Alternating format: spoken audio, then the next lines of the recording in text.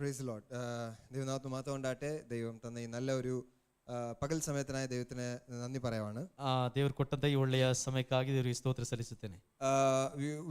We are glad for this day that God has given to us, and God has always been there for us, answering our prayers.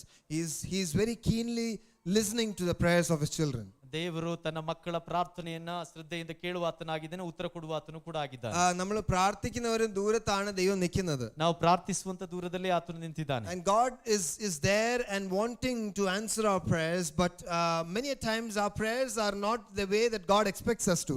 ದೇವರು ನಮ್ಮ ಪ್ರಾರ್ಥನೆಗೆ ಉತ್ತರ ಕೊಡಬೇಕು ಅಂತ ಬಯಸ್ತಾ ಇದ್ದಾನೆ, ಆದ್ರೆ ಅನೇಕಾವರ್ತಿ ನಮ್ಮ ಪ್ರಾರ್ಥನೆ ದೇವರು ಬಯಸುವಂತ ಪ್ರಾರ್ಥನೆ ಆಗಿಲ್ಲ. God desires us to have the same heart that God has. ದೇವರು ಬಯಸುವುದೇನೆಂದರೆ ತನ್ನ ಹೃದಯವು ನಮ್ಮಲ್ಲಿ ಕೂಡ ಹಾಗೆ ಇರಲಿ ಎಂಬುದಾಗಿ. ദൈവത്തിന്റെ ആഗ്രഹവും താല്പര്യം എന്ന് പറഞ്ഞു കഴിഞ്ഞാൽ നമ്മുടെ ഹൃദയം ദൈവത്തിന്റെ ഹൃദയം പോലെ ആകണം എന്നാണ് ദൈവം ആഗ്രഹിക്കുന്നത്. ದೇವರ ಆಸೆ ಬಯಕೆ ಏನೆಂಬುದಾಗಿ ಕೇಳಿದರೆ ನಮ್ಮ ಹೃದಯವು ಆತನ ಹೃದಯದ ಹಾಗೆ ನಮ್ಮ ಹೃದಯವಾಗಿರಬೇಕೆಂಬುದಾಗಿ. ദൈവത്തിന്റെ വചനം നമ്മൾ നോക്കുമ്പോൾ പല പല കാര്യങ്ങൾ കാണുന്നുണ്ട്. Especially when we come to Isaiah chapter 58. ನಮಗೆ ದೇವರ ವಾಕ್ಯದಲ್ಲಿ ಅನೇಕ ಕಾರ್ಯಗಳು ನೋಡಬಹುದು. ಪ್ರತ್ಯೇಕವಾಗಿ ಯೆಶಾಯ ಪ್ರವಾದನ ಗ್ರಂಥ 58ನೇ ಅಧ್ಯಾಯಕ್ಕೆ ಬರುವಾಗ നമ്മൾ അവിടെ കാണുന്നുണ്ട് എങ്ങനത്തെ ഒരു ഉപവാസത്തിനെ കുറിച്ച് നമ്മൾ കാണുന്നുണ്ട്, എങ്ങനത്തെ ആരാധനയാണ് ആ കാര്യം കൂടെ നമ്മൾ അവിടെ കാണുന്നുണ്ട്. ಯಾವ ರೀತಿಯಾಗಿ ಉಪವಾಸ ಮಾಡಬೇಕು, ಯಾವ ರೀತಿಯ ಆರಾಧನೆ ಮಾಡಬೇಕು ಎಂಬುದಾಗಿ ಇಲ್ಲಿ ಬರೆಯಲ್ಪಟ್ಟಿದೆ. It's mentioned about the true and the false worship. ಸತ್ಯವಾಗಿ ಆರಾಧಿಸುವುದು, ತಪ್ಪಾಗಿ ಆರಾಧಿಸುವುದು ಕುರಿತಾಗಿ ಹೇಳಲ್ಪಟ್ಟಿದೆ. പുറമേ കാണിക്കുന്ന ഒരു കാര്യവും അകം എന്തുവാന്നുള്ള കാര്യവുമാണ് നമ്മൾ അവിടെ കാണുന്നത്. ಹೊರಗಡೆ ತೋರಿಸುವಂತದ್ದು ಮತ್ತೆ ಒಳಗಿನ ಅಂತರಾಳದಿಂದ ಮಾಡುವಂತದ್ದು ಕುರಿತಾಗಿ ಇಲ್ಲಿ ಬರೆಯಲ್ಪಟ್ಟಿದೆ. ദൈവവചനത്തിൽ നോക്കുമ്പോൾ one thing is very clear. Pastor was talking about fasting, and when we see God, it doesn't matter how many days we fasted. നമ്മൾ എത്ര ദിവസം നമ്മൾ ഉപവസിച്ചെന്നുള്ള കാര്യം ദൈവത്തിന് വലിയ വിഷയമല്ല. ದೇವರ ದಾಸರು ಹೇಳಿದಾಗೆ ಎಷ್ಟು ದಿನ ನಾವು ಉಪವಾಸ ಮಾಡಿದಂತ ದೇವರಿಗೆ ವಿಷಯವಿಲ್ಲ. ചിലപ്പോൾ നമ്മൾക്ക് ഉപവാസം ചില നമ്പേഴ്സിലാണ് നിൽക്കുന്നത്. ಕೆಲವರ ಉಪವಾಸ ಕೆಲವೊಂದು ಸಂಖ್ಯೆಗಳಲ್ಲಿ ನಿಂತಿದೆ. 3, 7, 21, 40 അങ്ങനെ നിൽക്കത്തുള്ളൂ. അതിന്റെ ഇടയ്ക്കൊന്നും വരത്തില്ല. 3, 7, 14, 21, 40 ಇದೆಲ್ಲ ನಿಂತಿರೋದು. Days are good. നമുക്ക് അങ്ങനെ ഒരു തീരുമാനം എടുക്കുകയാണെങ്കിൽ നല്ല കാര്യമാണ്. പക്ഷെ ആ ഒരു നമ്പറിൽ ദൈവത്തിന് വലിയ കാര്യമൊന്നും ഇല്ല.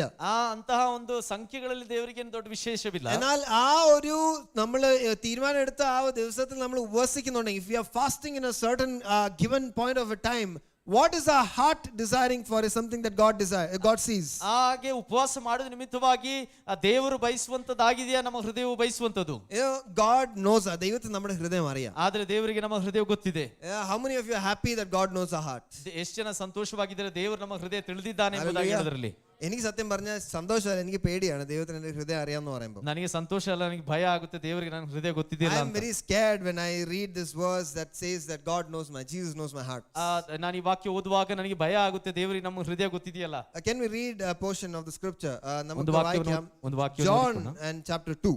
ಯೋಹಾನ ಬರೆದ ಸುವಾರ್ತೆ 2ನೇ ಅಧ್ಯಾಯ. And we will read verse 23, 24 and 25. 23, 24, 25ನೇ ವಾಕ್ಯ ಓದಿ. John chapter 2 verse 23 to 25. ಯೋಹಾನ ಬರೆದ ಸುವಾರ್ತೆ 2ನೇ ಅಧ್ಯಾಯ 23, 24, 25.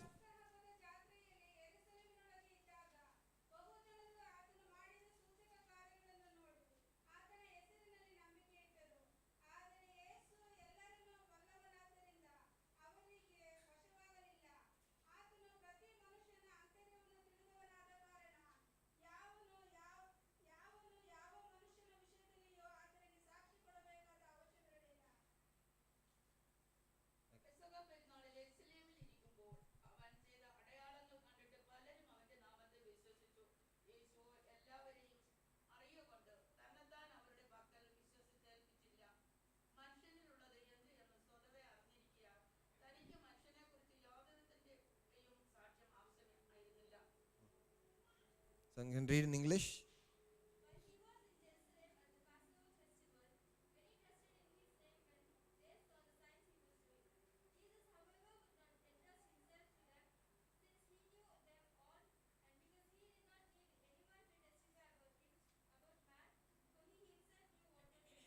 നമ്മൾ ഈ വായിച്ച വാക്യം നോക്കുമ്പോൾ അവിടെ യേശു ക്രിസ്തുയുടെ ഒരു കാര്യമാണ് അവിടെ പറഞ്ഞേക്കുന്നത്. ಓದಿಂತ ವಾಕ್ಯದಲ್ಲಿ ನಾವು ಗಮನಿಸಬಹುದು ಯೇಸು ಸ್ವಾಮಿಯ ಕುರಿತಾಗಿ ಹೇಳಲ್ಪಟ್ಟಿದೆ. Jesus is not telling anything there. ಯೇಸು ಸ್ವಾಮಿಯಲ್ಲಿ ಏನು ಹೇಳ್ತಾ ಇಲ್ಲ. But what we see is that John, the writer of this gospel, he is adding, he is giving a commentary.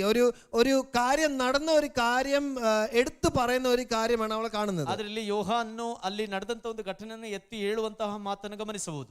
There was some instance that took place, and after that also there is some instance that is taking place. ಅಲ್ಲಿ ಒಂದು ಘಟನೆ ಸಂಭವಿಸಿತು, ನಂತರವಾಗಿ ಒಂದು ಘಟನೆ ಆಗಿತ್ತು. നമ്മൾ നോക്കുമ്പോൾ അവിടെ കാണുന്നത് chapter 2 when we see it's the starting, the first miracle of Jesus is what we see there. ನಮಗೆ ನೋಡಬಹುದು ಆ 2ನೇ ಅಧ್ಯಾಯ ಪ್ರಾರಂಭಗೊಳ್ಳುವಂತದ್ದು ಯೇಸು ಸ್ವಾಮಿ ಮೊದಲನೇ ಅದ್ಭುತವನ್ನು ಮಾಡಿದ ಕುರಿತಾಗಿ ನೋಡಬಹುದು. യേശു ആദ്യം ചെയ്ത ഒരു അത്ഭുതം നമ്മൾ അവിടെ കാണുന്നുണ്ട്. ആ കാനാല് ആ കല്യാണത്തില് വെള്ളം മീഞ്ഞാക്കിയ ഒരു കാര്യം നമ്മൾ കാണുന്നുണ്ട്. ಯೇಸು ಸ್ವಾಮಿ ಮೊದಲನೇ ಆವರ್ತಿ ಆತನು ಆ ಕಾನಾ ಎಂಬ ಊರಿನ ಮದುವೆಯಲ್ಲಿ ನೀರನ್ನ ದ್ರಾಕ್ಷಾರಸವನ್ನಾಗಿ ಮಾಡಿದ ಮೊದಲೇ ಅದ್ಭುತವಾಗಿದೆ ಅಲ್ಲಿ ಬರೆಯಲ್ಪಟ್ಟಿರುವುದು. അവിടെ നമ്മൾ 11ാം വാക്യം, when we read from verse 11, we see that this was the first of those miracles whether Jesus did, and his disciples seeing that believed in him. 11ನೇ ವಾಕ್ಯ ಹೇಳಲ್ಪಟ್ಟಿದೆ, ಯೇಸು ಸ್ವಾಮಿ ಮೊದಲೇ ಸೂಚಕ ಕಾರ್ಯವನ್ನು ಮಾಡಿದನು ಎಂಬುದಾಗಿ. അത് കണ്ടപ്പം ശിഷ്യന്മാര് ആ യേശുവിൽ വിശ്വസിച്ചു നമുക്ക് കാണാം. ಅದನ್ನು ನೋಡಿದಾಗ ಆತನ ಶಿಷ್ಯರು ಆತನಲ್ಲಿ ನಂಬಿಕೆ ಇಟ್ಟರು ಎಂಬುದಾಗಿ ಕೂಡ ಹೇಳಲ್ಪಟ್ಟಿದೆ. And after that we see that he is going to the temple and he is clearing the temple of Jerusalem. യെരുശലേമിലെ ദേവാലയത്തിന് ക്ലീൻ ചെയ്യുന്ന കാര്യം നമ്മൾ കാണുന്നുണ്ട്. ನಂತರ ನಾವು ನೋಡಬಹುದು ಯೆರೂಸಲೇಮ್ ದೇವಾಲಯದೊಳಗೆ ಹೋಗಿ ಅಲ್ಲಿ ಇರುವಂತ ಎಲ್ಲ ಅಶುದ್ಧವನ್ನು ನೀಗಿಸಿದನು. What was that was not unclean? What was unclean there? ಏನಾಗಿತ್ತು ಅಶುದ್ಧವಾಗಿದ್ದು? The temple became a place of business. ಆ ದೇವರ ಆಲಯವು ಒಂದು ಬಿಸಿನೆಸ್ ಆಗಿ ಮಾರ್ಪಟ್ಟಿತ್ತು. ദൈവാലയം കാണുമ്പോൾ അതൊരു ബിസിനസ് സ്ഥാപനമായി മാറി. ದೇವರ ಆಲಯವು ಒಂದು ಬಿಸಿನೆಸ್ ಸ್ಥಾಪನವಾಗಿ ಒಂದು ಬಿಸಿನೆಸ್ ಆಗಿರುವಂತ ಜಾಗವಾಗಿ ಮಾರ್ಪಟ್ಟಿತು. അവിടെ നടക്കുന്ന ബിസിനസ് എന്ന് പറഞ്ഞാൽ ദൈവാലയത്തിന് വേണ്ടിയുള്ള കാര്യങ്ങൾ അല്ലെങ്കിൽ വിശ്വാസത്തിന് വേണ്ടിയുള്ള കാര്യങ്ങളുടെ ബിസിനസ് ആണ് നടന്നുകൊണ്ടിരുന്നത്. ಅಲ್ಲಿ ಇರುವಂತಹ ಬಿಸಿನೆಸ್ ಏನಾಗಿತ್ತು ಅಂತ ಹೇಳಿದ್ರೆ ದೇವರ ಆಲಯಕ್ಕೋಸ್ಕರ ಇಲ್ಲ ನಂಬಿಕೆಗೋಸ್ಕರ ಇರುವಂತ ಬಿಸಿನೆಸ್ ಆಗಿತ್ತು. Right, it was the business with regard to what was needed in the temple, or probably what was needed for what made them feel holy. അങ്ങനത്തെ ഒരു കാര്യത്തിന് വേണ്ടിയാണ് ബിസിനസ് നടന്നുകൊണ്ടിരുന്നത്. ಅಲ್ಲಿ ಬಿಸಿನೆಸ್ ನಡೀತಿದ್ದು ದೇವರ ಆಲಯಕ್ಕೆ ಬೇಕಾಗಿರುವಂತ ವಸ್ತು ಇಲ್ಲ ತಮ್ಮನ್ನ ಪರಿಶುದ್ಧತೆ ಮಾಡುವಂತ ವಸ್ತುಗಳಾಗಿತ್ತು. People came with the sheep for the sacrifice. ಕೆಲವರು ಆ ಕುರಿಗಳನ್ನ ಯಜ್ಞವಾಗಿ ಸಮರ್ಪಿಸುವುದಕ್ಕೆ ಕರ್ಕೊ ಬಂದ್ರು. There were people who were bringing dove, എന്താ പറയുന്ന പക്ഷികളെ കൊണ്ടുവരുന്നുണ്ട്, എരുമേനെ കൊണ്ടുവന്ന് ഇതെല്ലാം കൊണ്ടുവന്ന് അവിടെ നിർത്തുവാണ്. ಕೆಲವರು ಆ ಪ್ರಾಣಿಗಳನ್ನ ತಗೊಬಂದು ಅಲ್ಲಿ ನಿಲ್ಲಿಸುವುದನ್ನ ನಾವು ನೋಡುತ್ತೀವಿ. And in the midst of this there were other kind of offerings and all those things. There were money changers. ഇതെല്ലാം അവിടെ നിൽക്കുന്ന ഇടയിലാണ് യേശു ക്രിസ്തു അവിടെ കയറി വരുന്നത്. ಅಲ್ಲಿ ಹಣವು ಬದಲಾಯಿಸುವಂತದ್ದು ಕಾಣಿಕೆ ಹಾಕೋದು ಇದೆಲ್ಲವೂ ನಡೀತಿರುವಾಗ ಯೇಸು ಸ್ವಾಮಿ ಅಲ್ಲಿ ಬಂದರು. And he goes and throws everybody's table. ഈ പക്ഷികളെല്ലാം വെച്ചേക്കുന്ന കൂട് തുറന്ന് പറപ്പിച്ചു വിട്ടു. ഇതെല്ലാം കാര്യങ്ങൾ അവിടെ യേശു ക്രിസ്തു ചെയ്യുവാണ്. ಯೇಸು ಸ್ವಾಮಿ ಅಲ್ಲಿ ಹೋಗ್ಬಿಟ್ಟು ಅಕ್ಕಿಗಳನ್ನೆಲ್ಲ ಓಪನ್ ಮಾಡಿಬಿಟ್ರು. ಈ ತರ ಎಲ್ಲವನ್ನ ಎಸೆದು ಬಿಸಾಕುವುದನ್ನು ನೋಡ್ತೀವಿ. And Jesus says to those people, you have turned my father's house into a house of thieves. ನೀವು ದೇವರ ಆಲಯವನ್ನ ಕಳ್ಳರ ಗವಿಯನ್ನಾಗಿ ಮಾಡಿದಿರಿ ಎಂಬುದಾಗಿ ಯೇಸು ಸ್ವಾಮಿ ಹೇಳ್ತಾರೆ. into a marketplace. ಇದು ಮಾರ್ಕೆಟ್ ಆಗಿ ಬದಲಾಯಿಸಿದಿರಲ್ಲ. Let me tell you, there are many churches of that sort here in today's world also. ಈಗಿನ ಕಾಲದಲ್ಲಿ ನೋಡಬಹುದು ಅನೇಕ ಆಲಯಗಳು ಹೀಗೆ ಆಗಿದೆ. One of the biggest churches that we see, that pastor died recently. ಒಂದು ದೊಡ್ಡ ಸಭೆಯ ಒಂದು ದೇವರ ಸೇವಕರು ಈ ದಿನಗಳಲ್ಲಿ ಸತ್ತು ಹೋದ್ರು. There what was happening is with regard to selling oil. ಎಣ್ಣೆ ವಿಕ್ಕುന്നുണ്ട്. ಅಲ್ಲಿ ಎಣ್ಣೆ ಮಾರಾಟ ನಡೀತಿತ್ತು. There is selling of bracelets that is happening. ಅಲ್ಲಿ ಬ್ರೇಸ್ಲೆಟ್ಸ್ ಮಾರ್ತಾ ಇದ್ರು. ಮಾಲ, there is ಮಾಲೆ ವಿಕ್ಕುന്നുണ്ട്. ಮಾಲೆ ಮಾರ್ತಾ ಇದ್ರು. There are many other things that are selling. Holy water is being sold. ಪವಿತ್ರವಾದಂತಹ ನೀರು ಎಂಬುದಾಗಿ ಅಂತ ಮಾರ್ತಾ ಇದ್ರು. And it is sold in a way wherein it is useful for the spiritual growth of the people. ആത്മീയ വളർച്ചയ്ക്ക് വേണ്ടിയാന്ന് പറഞ്ഞിട്ടാണ് വിൽക്കുന്നത്. ಆತ್ಮಿಕ ಬೆಳವಣಿಗೆ ಎಂಬುದಾಗಿ ಹೇಳ್ತಾ ಅದನ್ನು ಮಾರ್ತಾ ಇದ್ರು. അവിടെ പച്ചക്കറി ഒന്നും അല്ല വിൽക്കുന്നത്. ಅಲ್ಲಿ ತರಕಾರಿಯನ್ನು ಮಾರ್ತಾ ಇದ್ದಿಲ್ಲ. അവര് അരിയും പച്ചക്കറി ഒന്നും അല്ല വിൽക്കുന്നത്. They are not selling these daily needs. They are not selling that. They are selling things that is good for the holy life. ಆ ಪವಿತ್ರ ಜೀವಿತಕ್ಕೆ ಬೇಕಾದನ್ನ ಮಾರ್ತಾ ಇದ್ರು, ಅಲ್ಲದೆ ತರಕಾರಿ ಅಂತ ಮಾರಾಟಗಳನ್ನೆಲ್ಲ ಮಾಡ್ತಾ ಇದ್ದಿಲ್ಲ. Let me tell you, the kingdom of God, the church is not a place, a marketplace to sell things. ನಾನು ಹೇಳೋದಕ್ಕೆ ಬಯಸುತ್ತೇನೆ, ಇಂತಹ ಕಾರ್ಯಗಳನ್ನು ಮಾಡೋದಕ್ಕೋಸ್ಕರ ಇರುವಂತ ಜಾಗವಲ್ಲ ಆಲಯ. Recently, I was talking to one of the pastors here, and I was telling him, Pastor, please don't sell things in your church. ನಾನು ಈ ದಿನಗಳಲ್ಲಿ ಒಬ್ಬ ದೇವದಾಸ ಹತ್ರ ಈ ಪ್ರಕಾರವಾಗಿ ಹೇಳಿದೆ, ಇಂತಹ ಕಾರ್ಯವನ್ನು ನಿಮ್ಮ ಸಭೆಯಲ್ಲಿ ಮಾಡಬೇಡಿ. As long as you are giving it free, praise the Lord. ನೀವು ಅದನ್ನ ಫ್ರೀಯಾಗಿ ಕೊಡೋದಾದ್ರೆ ದೇವರಿಗೆ ಸ್ತೋತ್ರ. But if you start selling, there is a problem. Please don't try and do that. ಅದನ್ನ ನೀವು ಮಾರ್ತಾ ಸಂಪಾದನೆ ಮಾಡೋದಾದ್ರೆ ಅದರಲ್ಲಿ ಏನೋ ಪ್ರಾಬ್ಲಮ್ ಇದೆ. Yesu Krista Jesus comes there and takes out all these things out. ಯೇಸು ಸ್ವಾಮಿ ಬಂದು ಇದನ್ನೆಲ್ಲ ತೆಗೆದು ಹೊರಗೆ ಹಾಕಿದನು. And we see that he also does some miracles there, but which is not mentioned. അവിടെ കുറെ അത്ഭുതങ്ങളും ചെയ്യുന്നുണ്ട്, പക്ഷെ അത് അവിടെ എഴുതിയിട്ടില്ല. ಆದ್ರೆ ಅಲ್ಲಿ ಅನೇಕ ಅದ್ಭುತಗಳನ್ನು ಆತನು ಮಾಡುತ್ತಿದ್ದಾನೆ, ಆದ್ರೆ ಅದಲ್ಲಿ ಬರೆಯಲ್ಪಟ್ಟಿಲ್ಲ. ಆ Passover, in the time of the Passover, there were these people who started to see Jesus and they saw the miracles of Jesus. ಆ ಪಸ್ಕಾ ಹಬ್ಬ ಸಮಯದಲ್ಲಿ ಯೇಸು ಸ್ವಾಮಿಯ ಅದ್ಭುತಗಳನ್ನು ಸೂಚಕ ಕಾರ್ಯಗಳನ್ನು ನೋಡ್ತಾ ಇದ್ರು. By the way, Passover, പെസഹ ദിവസം എന്ന് പറയുന്നത് അത് യഹൂദന്മാരുടെ ഏറ്റവും വലിയ, it is the biggest festival of the Jews. ಪಸ್ಕಾ ಜಾತ್ರೆ ಎಂಬುವಂತಹದ್ದು ಅದು ಯಹೂದ್ಯರ ದೊಡ್ಡ ಒಂದು ಹಬ್ಬವಾಗಿತ್ತು. And there are people coming all over the world. ಈ ಚಿದರಿ പോയിരിക്കുന്ന യഹൂദന്മാർ from all over the world, they come to Israel, they come to Jerusalem. ಯೆರೂಸಲೇಮಿಗೆ ಎಲ್ಲೆಲ್ಲ ಆಗಿದ್ರು ಯಹೂದ್ಯರು ಅವರೆಲ್ಲರೂ ಕೂಡ ಯೆರೂಸಲೇಮಿಗೆ ಬರ್ತಾ ಇದ್ರು. അങ്ങനത്തെ ഒരു സമയത്താണ് like the people who are in different places, when they I'm like, ഇപ്പം നമ്മളിപ്പം കർണാടകയിലാവുമ്പം, even if I'm like there are Malayalis or Tamilians who are in Karnataka who understand Kannada. ಕರ್ನಾಟಕದಲ್ಲಿ ಆಗಿರುವಂತಹ ತಮಿಳಿನ್ಸು ಮತ್ತೆ ಇಲ್ಲಿ ಬೇರೆ ಭಾಷೆ ಮಾತಾಡೋ ಮಲಯಾಳಿಯವರು ಅವರಿಗೆಲ್ಲ ಕನ್ನಡ ಅರ್ಥ ಆಗುತ್ತೆ. ಹಿಂದಿ ಸಂಸಾರ, if the people who are from North India who have come to Karnataka, they understand Kannada. North ಇಂಡಿಯಾದಿಂದ ಬಂದಿರುವಂತಹ ಹಿಂದಿ ಮಾತಾಡೋರಿಗೆ ಕನ್ನಡ ಅರ್ಥ ಆಗುತ್ತೆ. ഇങ്ങനെ വന്ന ആൾക്കാരാണ് നമ്മൾ when we see in the first century church, when the Holy Spirit came upon people, we see that these people understood their own languages. പരിശുദ്ധാത്മാവ് 120 പേരിൽ വന്നപ്പോൾ അവർ വേറെ വേറെ ദേശത്തിൽ വന്നുകൊണ്ട് അവർക്ക് മനസ്സിലാകുന്നുണ്ട് ഇവര് പറയുന്നത് നമ്മുടെ ഭാഷയാണല്ലോ. 1ನೇ ಶತಮಾನದಲ್ಲಿ ಪವಿತ್ರ ಆತ್ಮನು ಅವರ ಮೇಲೆ ಇಳಿದು ಬಂದ ಕಾರಣ ಆ ಬೇರೆ ಬೇರೆ ದೇಶದಿಂದ ಜನ ಬಂದಿರೋದ್ರಿಂದ ಅವರು ಹೇಳಿದ್ರು ನಮ್ಮ ಭಾಷೆ ಎಂಬುದಾಗಿ. Okay, let's keep that aside. When we see there was this is a big festival that happens. ನಾನು ಹೇಳೋದಕ್ಕೆ ಬಯಸ್ತೇನೆ, ಈ ದೊಡ್ಡ ಪಸ್ಕಾ ಹಬ್ಬವು ನಡೀತಿದೆ. ಎಲ್ಲರೂ എല്ലാ ഇടത്തുനിന്ന് വന്നുകൊണ്ടിരിക്കുന്ന ഒരു സമയമാണ്. ಎಲ್ಲರೂ ಎಲ್ಲಾ ಜಾಗದಿಂದ ಬರುವಂತ ಸಮಯವಾಗಿದೆ. And they did see the miraculous signs that Jesus has done. യേശു ക്രിസ്തു ചെയ്ത അത്ഭുതങ്ങളിൽ അവരെല്ലാം കണ്ടു. യേശു സ്വാമി ಮಾಡಿದ ಅದ್ಭುತಗಳನ್ನು ಅವರು ನೋಡಿದರು. അത് അവിടെ 23ാം വാക്യം വായിക്കുമ്പോൾ, when you read verse 23, 23ನೇ ವಾಕ್ಯವನ್ನು ಓದುವಾಗ, because of the miraculous signs Jesus did in Jerusalem at the Passover celebration, many began to trust in him. ನಮಗೆ ನೋಡಬಹುದು, ಆತನು ಆ ಪಸ್ಕಾ ಹಬ್ಬದಂದು ಮಹತ್ ಕಾರ್ಯವನ್ನು ಸೂಚಕ ಕಾರ್ಯವನ್ನು ಮಾಡಿದ ನಿಮಿತ್ತವಾಗಿ ಅನೇಕರು ಆತನು ನಂಬಿದರು. When we read in it clearly says that there were a lot of people, ಅನೇಕ ಜನಗಳು ಯೇಸುವಿൽ ವಿಶ್ವಸಿച്ചു. ಅನೇಕರು ಯೇಸು ಸ್ವಾಮಿಯನ್ನು ನಂಬಿಕಿಟ್ಟರು. ಎಂದಿನ ವಿಶ್ವಸಿಸೆ? ಏನಕ್ಕೋಸ್ಕರ ನಂಬಿಕಿಟ್ಟರು? They trusted in Jesus because they saw many miraculous signs. ಕಾರಣ ಆತನು ಅನೇಕ ಅದ್ಭುತಗಳನ್ನು ಮಾಡಿದನ್ನು ನೋಡಿದರು. But Jesus didn't entrust. NLT says trust, but NIV we see that മലയാളത്തിൽ എങ്ങനെ വായിക്കാം? 24ാം വാക്യം ഒന്ന് വായിക്കാം. 24ನೇ ವಾಕ್ಯವನ್ನು ಓದಿಕೊಳ್ಳೋಣ.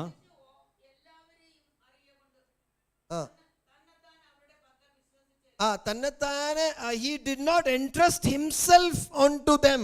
ನಮಗೆ ನೋಡಬಹುದು, ಅವರು ಆತನು ಎಲ್ಲವನ್ನು ತಿಳಿದ ನಿಮಿತ್ತವಾಗಿ ಆತನು ಅವರಿಗೆ ವಶವಾಗಲಿಲ್ಲ ಎಂಬುದಾಗಿ. It says but Jesus didn't trust them because he knew all about these people. ಈ ಜನರ ಕುರಿತಾಗಿ ಆತನು ತಿಳಿದ ನಿಮಿತ್ತವಾಗಿ ಆತನು ಅವರಿಗೆ ವಶವಾಗಲಿಲ್ಲ.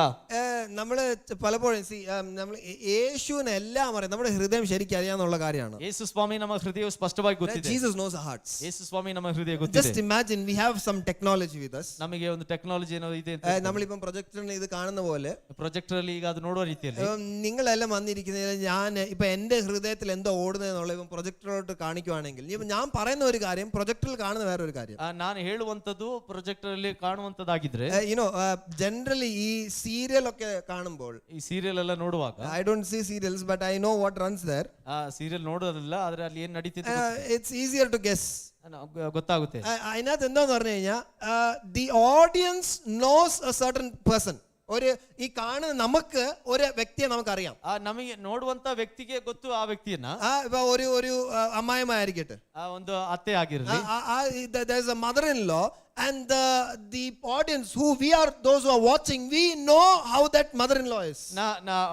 ನೋಡ್ತಿರುವಂತಹ ನಮಗೆ ಗೊತ್ತಿದೆ ಆ ಅತ್ತೆ ಹೇಗಿದೆ ಎಂಬುದಾಗಿ. And the daughter-in-law മോൾക്ക് അറിയത്തില്ല എങ്ങനെ ആ അമ്മായിമ്മ എങ്ങനെയാന്ന്. ಸೊಸೆಗೆ ಗೊತ್ತಿಲ್ಲ ಆ ತಾಯಿ ಅತ್ತೆ ಹೇಗಿದೆ ಎಂಬುದಾಗಿ. So the serial maker, he makes sure that the audience will know who that person, who both the people are. ಆ ಸೀರಿಯಲ್ ಮಾಡುವಂತ ವ್ಯಕ್ತಿ ಗೊತ್ತಿರಬೇಕು, ಅವರು ಹೇಳುವಂತದ್ದು ಏನಂದ್ರೆ ಆಡಿಯನ್ಸ್ ಗೆ ತಿಳಿದಿರಬೇಕು ಇವರು ಯಾರು ಎಂಬುದಾಗಿ. അങ്ങനെ ചെയ്യുന്നെങ്കിലേ ആ മാർക്കറ്റ് നടക്കത്തുള്ളൂ. ಹಾಗೆ ಮಾಡಿದ್ರೆ ಅದು ನಡೆಯುವಂತದ್ದು. അപ്പൊ അമ്മായിമ്മ എന്തോ ചെയ്യാൻ പോകുമ്പോൾ we as audience we are like no മകളെ പോവല്ലേ, അമ്മായിമ്മ ഒരു കുരുക്കാണ് ഉണ്ടാക്കി വെച്ചേക്കുന്നതെന്ന് പറഞ്ഞിരിക്കും. ಆ ಅತ್ತೆ ಏನಾದ್ರೂ ಒಂದು ಕಿತಾಪತಿ ಮಾಡಿಟ್ರೆ ಆ ತಕ್ಷಣ ಆಡಿಯನ್ಸ್ ಹೇಳಿಸ್ತಾರೆ, ಹೋಗ್ಬೇಡ ಮಗಳೇ, ಅತ್ತೆ ಸರಿ ಇಲ್ಲ ಎಂಬುದಾಗಿ. ചിലപ്പം തിരിച്ചായിരിക്കും, ಕೆಲವೊಂದು ಆವರ್ತಿ ಅದು ಉಲ್ಟಾ ಆಗಿರುತ್ತೆ. എന്തെങ്കിലും ആട്ടെ. But what is the point is here, ಅದರ ಹೇಳೋದಕ್ಕೆ ಬಯಸಿದೇನೆಂದ್ರೆ, ഇപ്പൊ ഒരു ടെക്നോളജി ഉണ്ട്. ഇപ്പൊ ഞാൻ പറയുന്ന എന്തോ എന്റെ ഹൃദയത്തിൽ എന്തോ നടക്കുന്നതെന്ന് കാണിക്കാൻ പറ്റുമെങ്കിൽ ഭയങ്കര കഷ്ടമായിരിക്കും. ನಾನು ಹೇಳೋದೇನು ನನ್ನ ಹೃದಯದಲ್ಲಿ ಏನಿದೆ ಎಂಬುದಾಗಿ ತೋರಿಸಬೇಕಾದ್ರೆ ತುಂಬಾ ಕಷ್ಟವಾಗಿದೆ. ഇപ്പം രണ്ട് ബ്രദേഴ്സ് ഇവിടെ ചേർന്ന് വരിക, അവർ വന്ന് പ്രൈസ് ദി ലോർഡ് എന്ന് പറയുവാണെങ്കിൽ, ಇಬ್ಬರು ಸಹೋದರರು ಬಂದು ಪ್ರೈಸ್ ದಿ ಲಾರ್ಡ್ ಎಂಬುದಾಗಿ ಹೇಳಿದ್ರು, ബ്രദർ നിങ്ങൾക്ക് ഭയങ്കര സന്തോഷമുണ്ട് നിങ്ങളെ കാണാൻ എന്ന് പറയുവാണെങ്കിൽ, ನಿಮ್ಮ ನೋಡಿ ತುಂಬಾ ಸಂತೋಷ ಇದೆ ಎಂಬುದಾಗಿ സഡൻ ആയിട്ട് ഇങ്ങോട്ട് തിരിഞ്ഞു നോക്കുമ്പോൾ അവിടെ പറയുന്ന സന്തോഷമില്ല, ഇയാൾ എന്തിനാ വന്നേന്ന് പറഞ്ഞ് അവിടെ കാണിക്കുവാണെങ്കിൽ, ತಕ್ಷಣ ಹಿಂತಿರುಗಿ ನೋಡಿ ಸಂತೋಷ ಇಲ್ಲ, ಇವನು ವಂದನೆ ಅಂತ ಅಲ್ಲಿ ತೋರಿಸಿದ್ರೆ, right? If it shows here that that brother is not happy because of meeting you, ನೀನನ್ನು ಸಂದರ್ಶಿಸಿದ ನಿಮಿತ್ತವಾಗಿ ಅವರಿಗೆ ಸಂತೋಷ ಇಲ್ಲ ಎಂಬುದಾಗಿ ಅಲ್ಲಿ ತೋರಿಸಿದ್ರೆ, the other brother would feel really bad. Like why is there a technology like this? ಮತ್ತೊಬ್ಬ ಸಹೋದರಿಗೆ ತುಂಬಾ ದುಃಖವಾಗುತ್ತೆ, ಇಂತ ಟೆಕ್ನಾಲಜಿ ಇಲ್ಲ ಯಾಕೆ we don't nobody will make such kind of technology also. ಅಂತ ಟೆಕ್ನಾಲಜಿ ಯಾರು ಕೂಡ ಮಾಡೋದು ಕೂಡ ಇಲ್ಲ. ഇങ്ങനത്തെ കാര്യം മനസ്സിലാക്കാൻ വേണ്ടി special permission is required from the Supreme Court. ಇಂತಹ ವಿಷಯಗಳನ್ನ ಮಾಡಬೇಕಾದ್ರೆ ಸುಪ್ರೀಂ ಕೋರ್ಟ್ ಇಂದ ಸ್ಪೆಷಲ್ ಆದ നാർക്കോ ടെസ്റ്റ് എന്ന് പറയുന്നുണ്ട്. നാർക്കോ ടെസ്റ്റ് ಎಂಬುದು, the test basically tells what is running in your head. സത്യം പറയിക്കാനുള്ള ഒരു ടെസ്റ്റ് ആണ്. ಸತ್ಯ ಹೇಳಿಸೋದಕ್ಕೋಸ್ಕರ ಒಂದು ಟೆಸ್ಟ್ ಆಗಿದೆ. Anyways, we will not get there. ಅದನ್ನು ಮಾಡಕ್ಕೆ ಹೋಗ್ತಾ ಇಲ್ಲ. What I am trying to say is that Jesus, he knows our hearts. ಆ ಯೇಸು ಸ್ವಾಮಿಗೆ ನಮ್ಮ ಹೃದಯವು ಗೊತ್ತಿದೆ.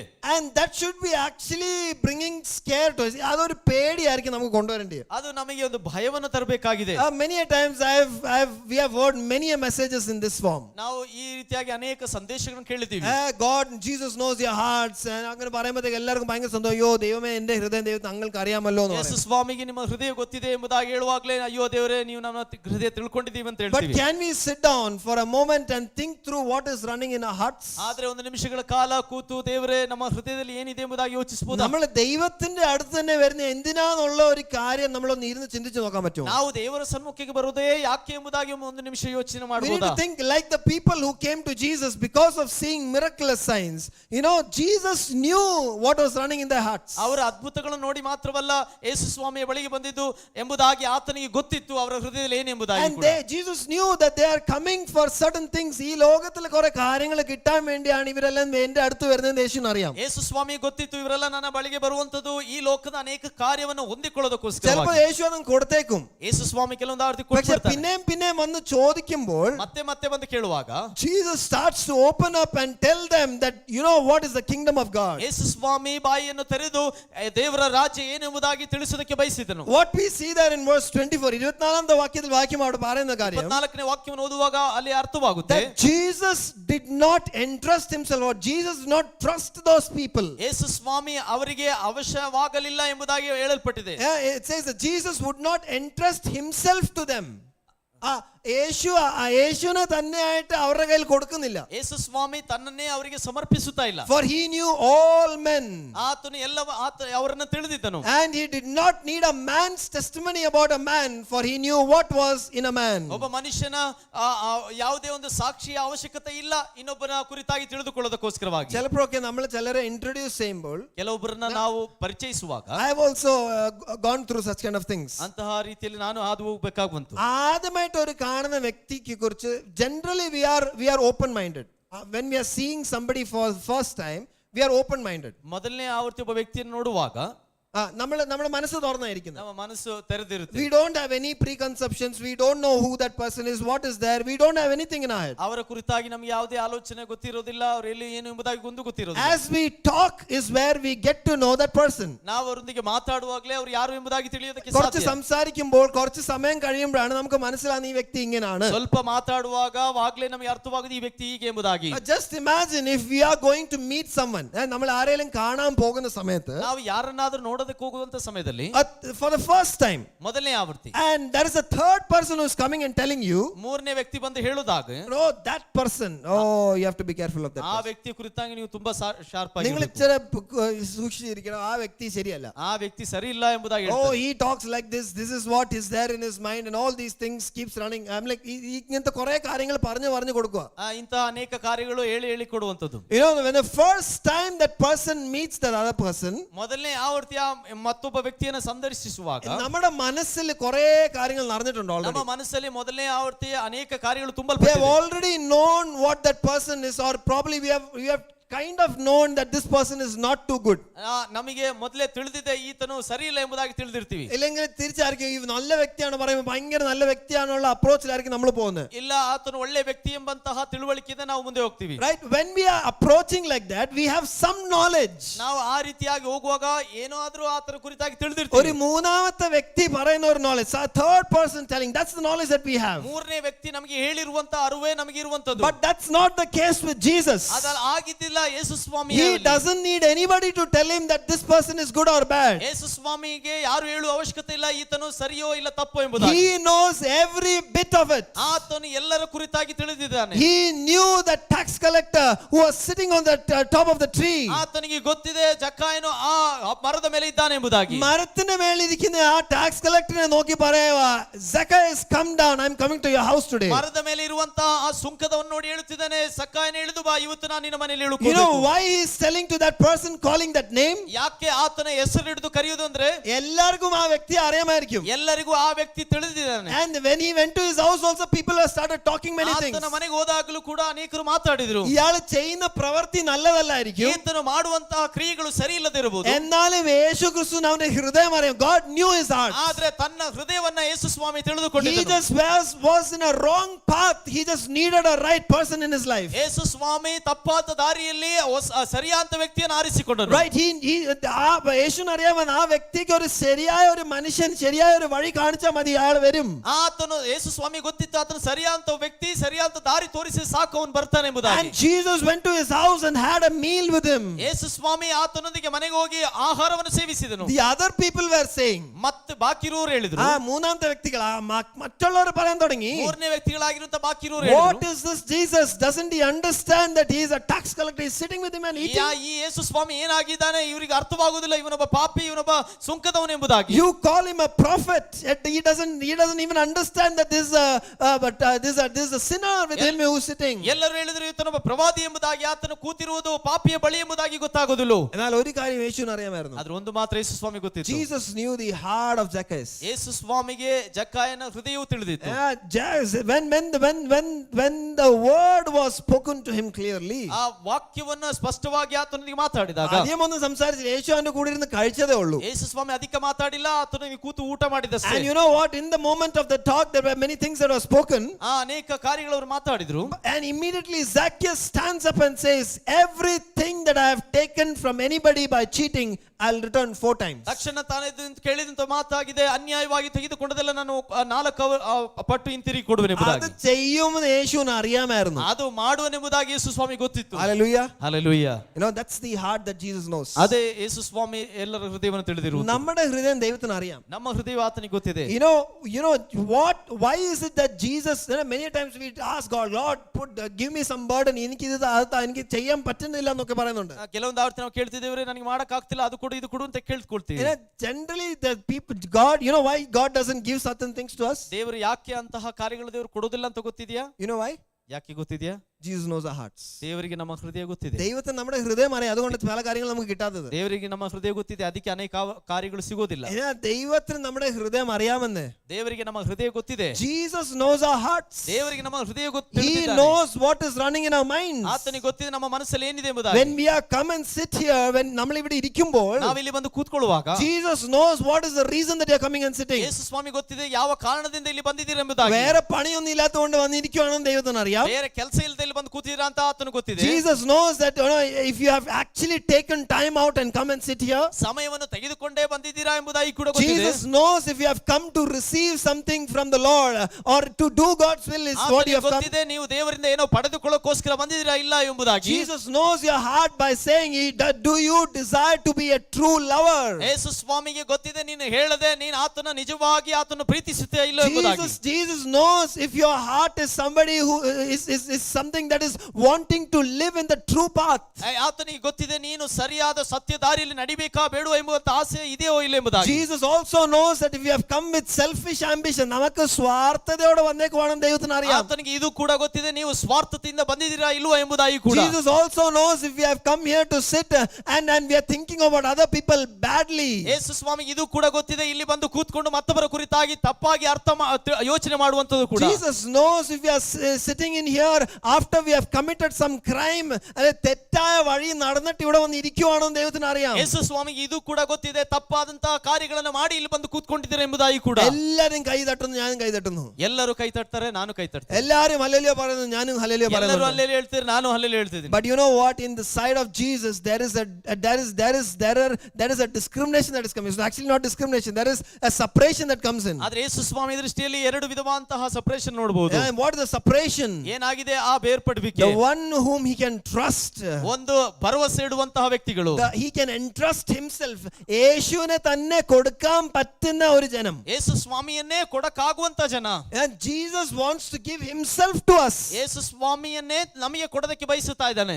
We should have Jesus within us, right? ಯೇಸು ಸ್ವಾಮಿ ನಮ್ಮಲ್ಲಿ ಇರಬೇಕು. നമുക്ക് യേശുവാണ് വേണ്ടിയത്. ನಮಗೆ ಯೇಸು ಸ್ವಾಮಿಯೇ ಬೇಕು. ആ യേശുവിനെ തന്നെ നമുക്ക് തരാനായിട്ട് യേശുവിന് ആഗ്രഹമുണ്ട്. ಆ ಯೇಸುವನ್ನೇ ನಮಗೆ ಕೊಡೋದಕ್ಕೆ ಆತನು ಬಯಸುತ್ತಾನೆ. എന്നാൽ നമ്മൾ യേശുവിനെ വേണ്ട, യേശു തരുന്നത് മതി എന്ന് പറഞ്ഞു വരുവാണെങ്കിൽ ആ ഹൃദയം ദൈവത്തിന് അറിയാം. ಆದ್ರೆ ಯೇಸು ನಮಗೆ ಬೇಡ, ಯೇಸು ಕೊಡೋದು ನಮಗೆ ಸಾಕು ಅಂತ ಬರೋದಾದ್ರೆ ಆ ಯೇಸು ಸ್ವಾಮಿ ನಮ್ಮೊಳಗೆ ಬರೋದಿಲ್ಲ. യേശുവിനെ തന്നെ നമ്മൾ സ്വീകരിക്കണമെങ്കിൽ, ಯೇಸು ಸ್ವಾಮಿಯನ್ನೇ ನಾವು ಸ್ವೀಕರಿಸಬೇಕಾದ್ರೆ, if we want Jesus in our heart, ಯೇಸು ಸ್ವಾಮಿ ನಮ್ಮ ಹೃದಯದಲ್ಲಿ ಬರಬೇಕಾದ್ರೆ, our hearts should be selfless. ನಮ್ಮ ಹೃದಯವು ಯಾವುದೇ ಸ್ವಾರ್ಥತೆ ಇಲ್ಲದಂತ It ಹೃದಯವಾಗಬೇಕು. has to be something that is seeking the desires of others. ನಮ್ಮ ಹೃದಯವು ಮತ್ತೊಬ್ಬರ ಬಯಕೆಯನ್ನು ತಿಳ್ಕೊಳ್ಳುವರಾಗಿರಬೇಕು. ദൈവ വേല ചെയ്യുവാനായിട്ട് സമർപ്പിക്കപ്പെട്ട ഹൃദയമാണ് ദൈവം ആഗ്രഹിക്കുന്നത്. ದೇವರ ಸೇವೆಗೋಸ್ಕರ ಸಮರ್ಪಿಸಲ್ಪಟ್ಟ ಹೃದಯವನ್ನು ದೇವರು ಬಯಸುತ್ತಾ ಇದ್ದಾನೆ. Not half-hearted hearts. ಅರ್ಧ ಹೃದಯ ಇರುವುದಲ್ಲ.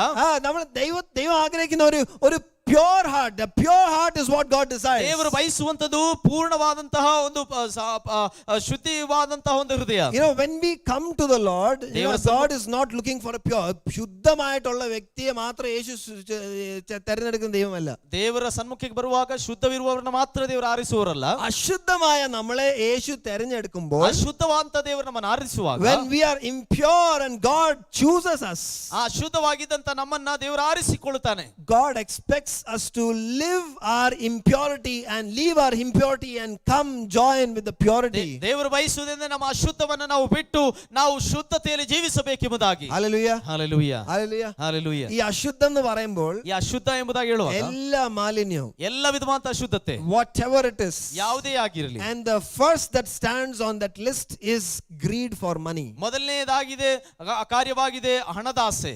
കാശിനുള്ള പണത്തിനുള്ള ആശയാണ് ആദ്യം നമ്മളെ മുന്നേ നിൽക്കുന്നത്. ಹಣದ ಆಸೆಯಾಗಿದೆ ಮುಂದೆ ಇರುವಂತದ್ದು. അതോടെ കൂടെയാണ് ബാക്കിയെല്ലാം വരുന്നത്. ಅದರ ಹಿಂದೆ ಬಾಕಿ ಇರುವಂತ ಪಾಪಗಳು ಬರುತ್ತೆ. വചനം അതന്നെയാ പറയുന്നത്. ದೇವರ ವಾಕ್ಯ ಹಾಗೆ ಹೇಳುತ್ತದೆ. There is a greedy people who come up with many other kind of sins. ಹಣದ ಆಸೆ ಇರುವಂತವನಿಗೆ ಅನೇಕ ಪಾಪಗಳು ಮುಂದೆ ಬರುತ್ತೆ. You know, when we can keep that, ചുമ്മാ ഇടയ്ക്കൊക്കെ 1 ലക്ഷം രൂപ ആർക്കെങ്കിലും എടുത്ത് കൊടുക്ക്. ಸುಮ್ಮನೆ ಮಧ್ಯದಲ್ಲಿ ಯಾರಿಗೆಲ್ಲ 1 ಲಕ್ಷ ಎಲ್ಲ ತಕ್ಕೊಡಿ. സാജു അങ്കിൾ ഇടയ്ക്കൊക്കെ പറയുന്ന കാര്യമാണിത്. സാജു ಅಂಕಲ್ ಅವರು ಹೇಳುವಂತ, I listen to his message and he says ഇടയ്ക്കൊക്കെ ചുമ്മാ 1 ലക്ഷം രൂപ നിങ്ങളുടെ കയ്യിൽ ഉണ്ടെങ്കിൽ എടുത്ത് കൊടുക്കുക ആർക്കെങ്കിലും. ಮಧ್ಯದಲ್ಲೆಲ್ಲ ನಿಮ್ಮ ಹತ್ರ കാಸಿದ್ರೆ ಯಾರಿಗಾದ್ರೂ ಕಾಸು ತಕ್ಕೊಡಿ. 1000 രൂപ കൊടുക്കുമ്പോഴത്തേക്ക് നമ്മൾ ഭയങ്കര പ്രസംഗമാണ് അതിൽ. ಒಂದು 1000 ರೂಪಾಯಿ ಕೊಟ್ಟ ತಕ್ಷಣ ನಾವು ಅದರಲ್ಲಿ ದೊಡ್ಡ ಪ್ರಸಂಗ ಮಾಡ್ತೀವಿ.